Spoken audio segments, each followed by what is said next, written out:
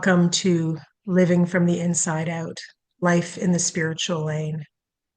I'm Anne Marie, and today I am joined by Lotta Arbman, who's coming to us from Stockholm, Sweden, where she coordinates a meditation center, where she's been a meditator for decades, and where she also serves as part of a really interesting team that organizes something called the Spirit of Humanity Forum. And this forum brings together values-based leaders from around the world, creates a safe space for them to gather in Iceland from time to time. And my favorite part, though, of Lotta's bio is that she's a curious dreamer. I love that description, Lotta. Welcome. So glad to have you with us today. Thank you so much. I'm happy to be here. So, Lotta, our topic today is a big one. It's about healing and spirituality. And I'd love to just start with you telling us a bit about your experience with that topic. Well, I've been involved in spirituality, like you said, for decades. But then a few years ago, maybe that was actually connected with the COVID situation. There were so many programs I came across online about trauma. And then I saw the film with Gabor Mate about the wisdom of trauma. And it brought me so many insights and new perspectives, not the least on my own spiritual journey. And there's, the whole gathering of people who are on a spiritual journey that I travel with. And one of the things that touched me very much was the idea of spiritual bypass, which can be actually a trauma response.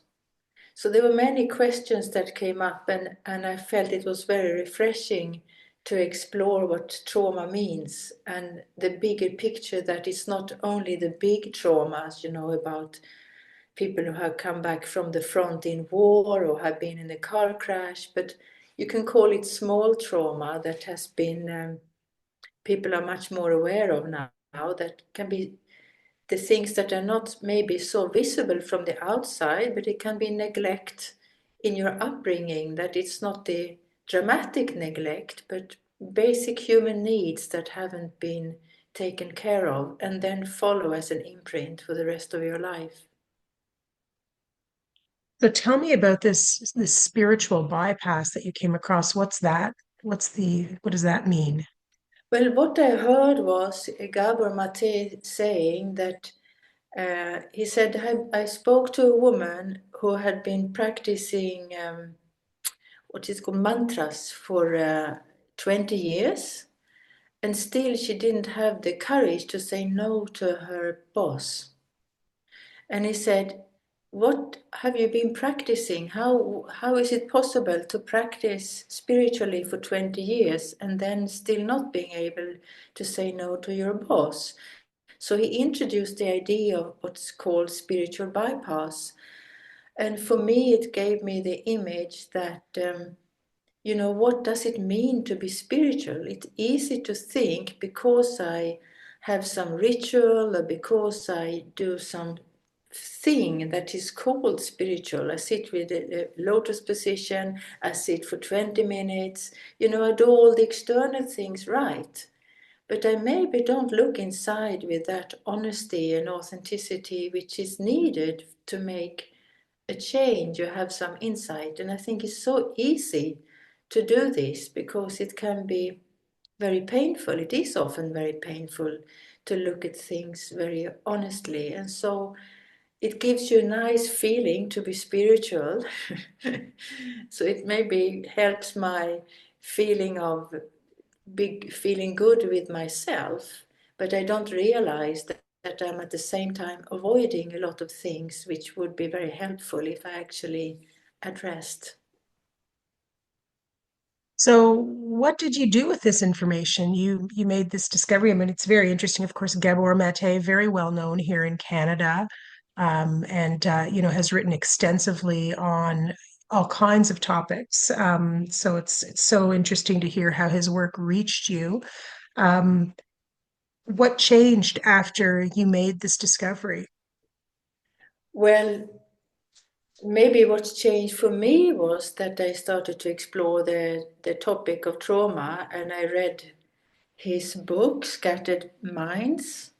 And I think that, if we talk from a personal point of view, that meant maybe most for me in this journey, because I had a hunch that my brain is ADHD or ADD, but it was sort of just a hunch, and I never explored it to any depth. But when I read this book and I started to put all the facts together, it became very clear that that's what you can call my frame.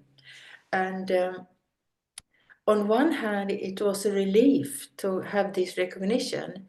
And on another hand, it was also painful, because it's like you accept that, okay, there is this limit, and this limit is, it will be there. I will not be able to meditate myself away from that. And so to embrace it, to understand it, then over time has made a lot of difference in how I feel about myself, because I have a tendency, it's still there, but it's lesser, that to criticize myself and to feel I'm less than other people, to feel inadequate, to feel I'm not, able to be a normal human being. So that changed a lot, and it also inspired me to share these thoughts. I wanted to share it specifically with my own community and with people who come to our centers. So I created, it wasn't planned like that so much. I listened to a lot of material, and that's usually how I do. What happens, I just jump into something I get interested in and I can't stop. So I went for long walks, I listened to many conversations and recordings that's available on the internet, and there's really much stuff. And I read books, and then I was just inspired to make some images to explain this. And I made one program in Copenhagen. It was not meant to be anything else than just an introduction for one day, for one time. But somehow it caught people's attention. And then I was asked, can you present it here? Can you present it there? And it led to exploring something called internal family systems, which for my personality attracts me, and it's something I can relate to very well. I know there are many kind of therapies, many ways you can deal with trauma, and so you have to find your own, what is suits you. But that is what I explored to a great depth. And to my big surprise, last year, uh, I think 25 times I did presentations, which was not planned. It's just one after the other. I was invited to different countries, but also on Zoom. And sometimes I've had this doubt that I heard myself repeat myself a lot. I heard my voice speak about the same thing all the time. But what I found is that it made a lot of meaning for people who were listening. And so I understood that somehow it was a response to something that is very much in the air, is in the accurate time to bring it up now, also in our own organization. Can you give listeners a sense of what, a bit of a simple sense of what that process involves, the applying the internal family systems approach to some of the challenges that are raised, so that maybe by listening, they can get a sense of how to go past the spiritual bypass, how to start asking some of those questions of ourselves to go deeper. Yeah, I think the key word is really compassion. And compassion is involved in many forms of therapy, and I think it's being more and more underlined these days. And when I say compassion, I mean primarily compassion with self, because when we have problems and when we feel inadequate, then the tendency is to feel bad about it, and that doesn't help.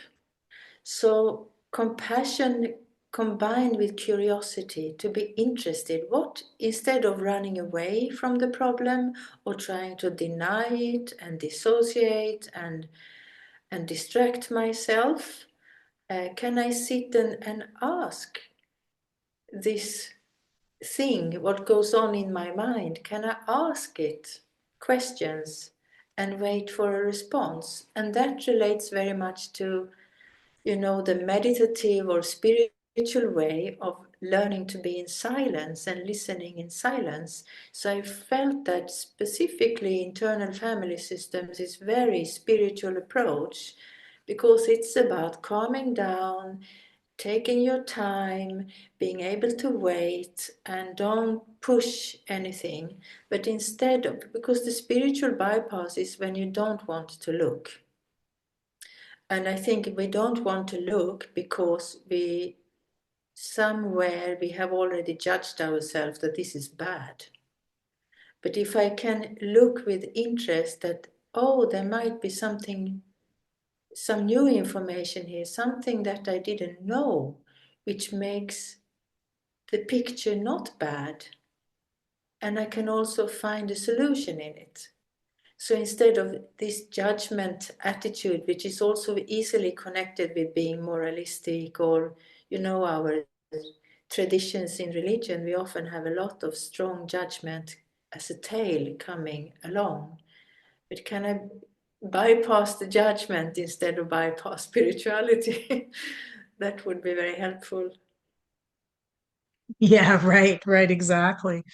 That's very interesting. So, I mean, yeah, the term spiritual bypass can almost make it sound like spirituality being applied as a band-aid instead of going deeper, instead of going almost like an override button. Nope, I'm not going to look here. I'm going to just turn my attention to my spiritual practice. But I guess what I'm hearing you say um, is that, and I love the line compassion and curiosity. So, how does that change if we apply those things, if we apply compassion, if we apply curiosity, if we have the courage, maybe even to go inside to ask questions about the emotions, the feelings, the pain, the vulnerability that comes up? What's the impact on our spirituality? How does then spirituality change in that environment, let's say? I think that it's the authenticity that is applied, or that you actually turn to, is what spirituality really is. So maybe it's more that I start to recognize what is spirituality really, because we see spirituality being packaged in very, what can you say, externalized ways and very superficial, beautiful ways, where you sit with a beautiful body in white clothes in a sunset and you meditate with your, legs crossed, and that becomes the image of spirituality. While in fact, spirituality means to be very honest with yourself and being honest with life instead of turning your face away. And so sometimes people who label themselves as atheists, can be more spiritual than some people who label themselves as religious, because I feel the core of spirituality is the honesty. How do we know the difference between, yeah, how do we know the difference in our spiritual lives? How do we know if we're skating on the surface or if we've gone deep, if we've hit some of the roots, let's say? I think is if I'm skating on the surface, I cannot know it until something happens. So maybe I am actually on the right track, but yeah. I mean, when I hit the deep roots, when I hit something that really touches me, that is not possible to not recognize. It becomes very vivid that this is real. But when I uh, fool myself. I often don't know that at the time until afterwards.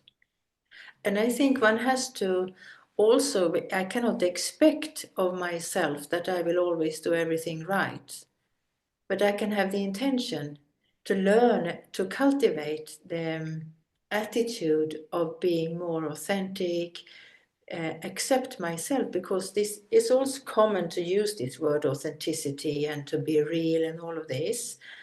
But in order for me to be more authentic or real or close to myself, I have to allow myself to make mistakes. So I have to allow myself to skate on the surface also. Right, Because if right. I can't do that, then it becomes another mask I put on, you know. So somewhere I feel that I have to learn to be very relaxed. I have to relax into it, and I have to experiment. I have to take interest. So I think maybe we come back to curiosity and openness and to learn. It's a school, life is a school, and how do I, if, it also becomes very personal in the sense of asking myself, why am I doing this, what I'm doing, whatever I'm practicing? Where do I want to go with all of this? What do I hope to achieve? Is it something external or is it something internal? So I think that is a question I have to revisit again and again. It's not a one decision, but maybe it's a decision I make many times, that I want to be more real. I want to be more honest with myself. I want to be more honest with the world, because that is to be a genuine human being and to experience genuine life. Hmm. And I'm going back to what you talked about at the very beginning with, Gabor Mate and the individual seeing in their lives how they couldn't say no to their boss. So how life gives us all of these signals, these signs that are very rich terrain for learning. And So, definitely, and to be just noticing where are the places where there's discontent, where there's questions about how this is working for me in my life. And from what I'm hearing from you, to really go into those questions, to not, as you said, distract or disassociate, to not turn away from the questions that maybe we're having about ourselves, our reactions to the world, not trying to bury them or push them away, but really welcome them with open arms, um, and a lot of care, and see what we learn along the way. yeah, we had a conversation at the center here in Stockholm yesterday about that we can have an insight, personal insight, but it doesn't mean that when I have an insight about a weakness or some boundary that I haven't seen before, that now when I had that realization, it doesn't mean I can fix it immediately. I have a realization, and I have to have the patience that maybe I have to live with this for some time, and not think that because I realized it, I now have to fix it, because that creates a lot of tension. And I think then the spiritual practice becomes unbearable. You won't sustain it. And life doesn't function like that either. So, this thing of acceptance, and then I feel we come back to self compassion, just thanking myself for having the courage to see it for what it is and not avoiding it. So, maybe it's the time for giving thanks, and not giving thanks only one time, but reminding myself that this was something good, and so I can develop courage to go on and have more discoveries. But it takes time to change a pattern. So just realizing it is one step. It's a major step, but to think that now it should go for that, it's not realistic. Yeah, well, patience is a word that rolls off the tongue so easily, but it's not a virtue that is necessarily um, embraced in today's society when it comes to problem solving. So, I mean, how do we one thing, we have to have the courage and the curiosity, the compassion, but how do we build the patience, especially with ourselves? Because we live in such a see the problem, solve the problem, such an immediate gratification society right now that I think it makes us even harder on ourselves, because patience is hard. How do we how do we inculcate that as when we're trying to be compassionate to ourselves? I think you bring up a very good example yourself now, because when we see, if you have seen on Instagram, you have all of these little clips with advice. If you have this is the reason, this is how you solve it. If you have this is the reason, this is how you solve it. And it's not real. In some cases can help if it's something superficial, but things don't solve just like that. And there is very seldom just one reason for a situation in our life having become in a certain way. They're often complex reasons for us finding ourselves in situations where we are not comfortable. And so I feel that, if I can see through this pattern in society of gratification, where we think that if I solve the problem, I can move on. But this kind of problem solving is not about moving on. It's small things in a sense. Fix your body, fix your this and that. But will I be happy if I lose weight? Not necessarily. I might lose weight and get a very good looking body and be even more depressed inside, because what I hoped would happen doesn't happen, because it's not connected to that at all. And so to be able to see that is very different. But if we look at society being so based on addiction and how we get addicted to quick fixes, and I think to be able to see through that as an illusion, it can help us to fall back into patience and just to say that it's okay to take time. It's natural to take time. Look at nature. Nature takes time, it doesn't rush. It's a human habit which is not a nice experience. So I feel I can look at patience as something nice to experience, in contrast to all this running around and never reaching the door.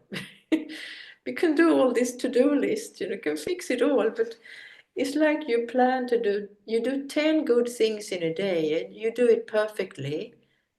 And why don't you feel comfortable or satisfied in the evening? Because you didn't do the one thing that was necessary or meaningful, which was maybe just a phone call. So the one phone call would have outdated all of these 10 things that looked perfect, but was also an avoiding maneuver. Because often these situations we are unsecure about is often important things. And if we can have the courage to deal with it instead of avoiding it, then we will feel much more fulfilled and satisfied, because the conscience responds inside and gives us a reward. We feel good when we know we did the right thing. One of the things that I wondered about is, I mean, we think of journeys always as having a destination, an arrival where, okay, now everything's okay. But I really feel with spirituality, it is a it is a beautiful journey that we don't want to end. So there is no arrival. There is a beautiful hill that we see the ocean, and then we go down a different path and we discover another beautiful vista. But along the way, sometimes there can be some undergrowth, and sometimes you just have to cut through the undergrowth to get to the next beautiful vista. And I think we've gotten into a habit of looking for the comfortable path. Yeah, definitely. we feel or think that we are weaker than we are and that we need more support than we actually need. We don't trust our own strength and we don't trust our own ability to be creative and to be able to experience the beauty of life as it's possible. So I feel like you said about the spirituality is like you go and see these beautiful views, but it's also a lot of fruit that you actually take and eat along the way. How do people get started looking below the surface? I think there is a need for hope. I need to have the hope that it's possible to invite a change into my life, that it doesn't have to look the way it looks at this moment. And also that this moment in my life is also like a photography. It's a momentary image. I might live with the idea that this is, oh, my life is like this, but this is what I talk to myself. But my situation at this moment is actually just one moment. And why couldn't it be different? And so to invite to myself, I feel that it comes back to this friendship with myself. One can call it compassion or like friendship, because it's only me who can start to make the change that I'm interested in. It will not come from outside, it will not drop down from the sky. But it has to be some kind of resolve from the inside that it's actually me who has to start to create this change. So, and I have to start by asking myself, well, if I make a change, in which direction would I really like to go? Where would I like my life to be headed? How would I like to feel about myself? Because often we look at, well, buying a house or move somewhere or whatever, but again, it's usually just maneuvers to run away from myself. But can I begin with just sit with myself and ask myself, hey, friend, what is it really that you are longing for? What kind of a change would really be meaningful for you? And so have this dialogue. That's why I like this inner family systems therapy, because it's like you can talk to different parts, like you have an inner family, and you can find that there are many good voices in there that have actually important things to say. So can I listen inside and just try it out? So it creates hope for change. I have a friend that she took 2 weeks off over Christmas and New Year to leave everything behind, her work, family, everything. She doesn't live in a family, but she is connected to a circle of friends who practice spirituality.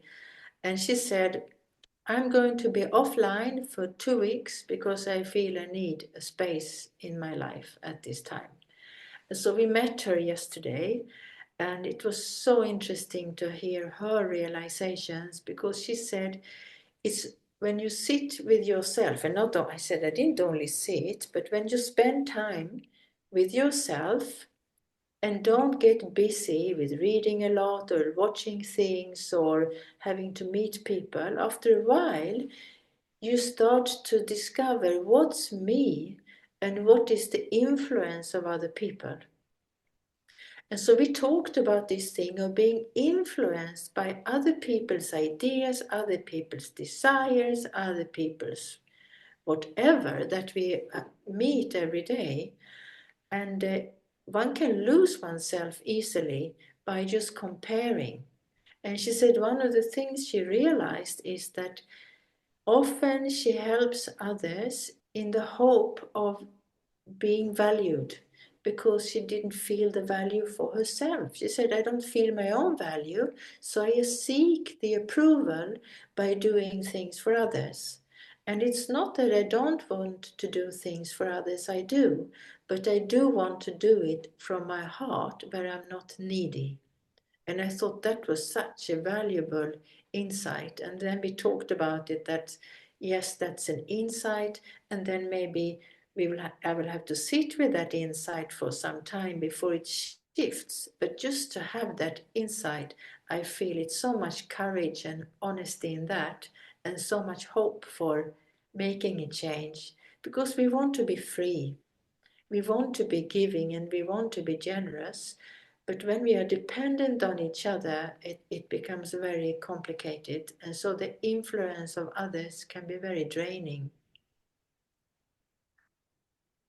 So maybe, Lotta, to wrap up, and we've covered a lot of ground, is it possible to define healing from a spiritual perspective? What would you say? How would you define it? I think that healing of the soul is really a spiritual perspective of healing. And when we heal our body, I mean, it affects the soul also. So, somewhere, all healing is, in a sense, directly or indirectly spiritual. Beautiful. Thanks so much for your time today and for this very rich conversation. Thank you for having me. It was my honor.